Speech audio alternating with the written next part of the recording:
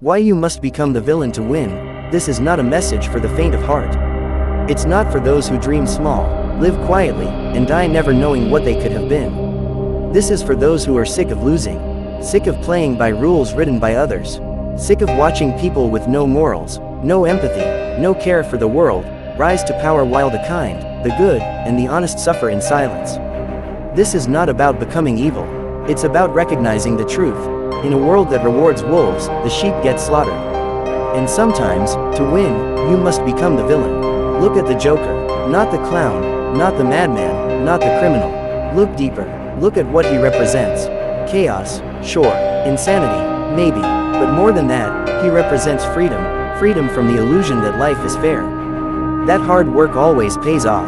That being nice will get you far. He stripped off the mask that society forces us to wear and showed the world a face unafraid of judgment, a mind untouched by conformity, and a heart that no longer cared for the approval of others. He stopped trying to fit in. He stopped following the script. He became the villain, and in doing so, he found power. We're taught from the beginning to be good, to be kind, to say please and thank you, to wait our turn. But life doesn't work like that. Life spits on politeness. The world isn't run by the nice guy. It's run by those who are bold enough to take what they want. The Joker didn't wait for permission. He took the spotlight, owned the chaos, and rewrote the story. And maybe, just maybe, that's what you need to do. Because if you keep playing the hero in someone else's narrative, you'll die before you ever live your own. Heroes lose. They sacrifice. They bend over backwards for people who wouldn't lift a finger for them. They live by a code that chains them while the villains rise, thrive, and dominate. Why? Because villains aren't afraid to be misunderstood. They aren't afraid to offend. They aren't afraid to make enemies. They don't waste time trying to be liked, they focus on winning. And in a world like this, winning is survival. You've been told your whole life that you must be selfless, humble, patient. But look where it got you. Passed over, left behind, used, manipulated, betrayed. The ones who rise are those who stop playing the victim and embrace the darkness inside them, not to destroy, but to evolve. You don't have to hurt others, but you damn sure have to stop letting others hurt you. You don't have to be cruel, but you have to be strong enough to be feared. Because respect doesn't come from kindness, it comes from power. And power comes when you stop being afraid of being the villain.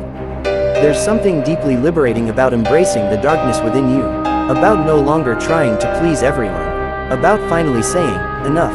Enough pretending to be okay. Enough suppressing your anger. Enough smiling when your soul is screaming. That anger you feel, that's fuel.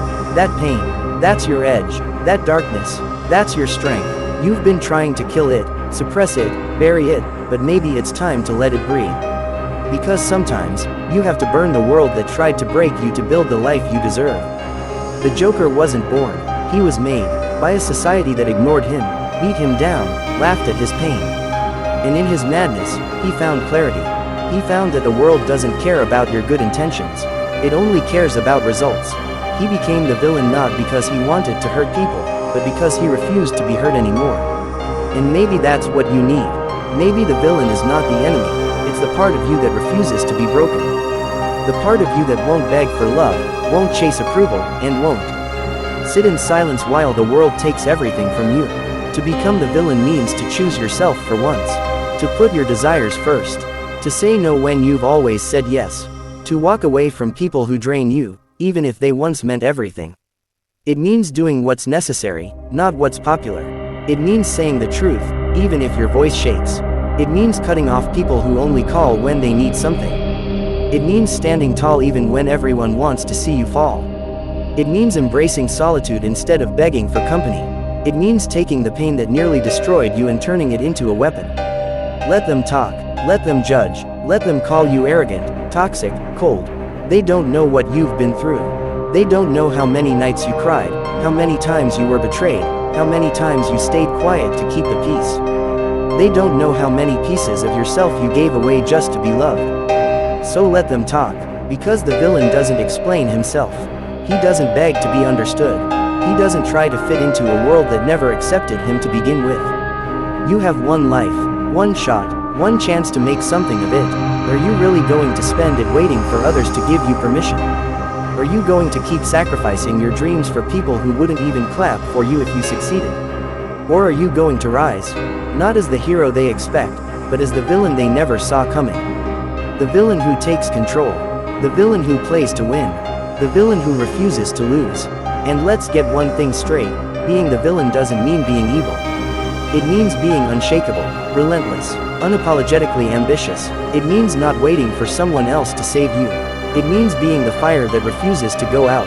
It means loving yourself enough to become who you were meant to be, even if that means breaking the rules.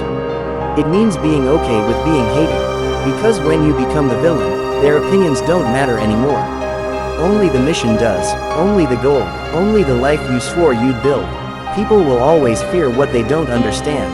And if you rise, if you win, if you walk through fire and come out shining, they'll hate you for it. Let them. The villain doesn't need applause. He doesn't need sympathy. He doesn't need love. He needs one thing, victory.